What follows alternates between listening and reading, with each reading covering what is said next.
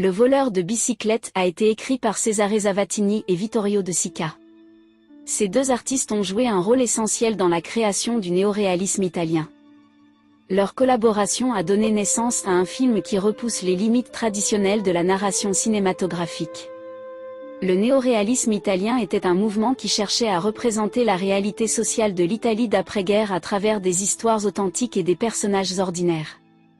Les films néoréalistes étaient souvent tournés en extérieur, utilisant des acteurs non professionnels et des décors réels pour créer une véritable immersion dans le quotidien des gens. Le voleur de bicyclette illustre parfaitement cette approche. Le film présente une histoire simple et réaliste, mettant en scène un homme ordinaire confronté à la perte de son vélo, un bien essentiel pour son travail. Cette trame narrative apparemment banale se transforme en une exploration profonde des conditions de vie difficiles et des valeurs essentielles de solidarité et d'humanité. En repoussant les limites traditionnelles de la narration, le néoréalisme italien permet au public de s'immerger dans des histoires fragmentées et elliptiques, reflétant la complexité de la réalité.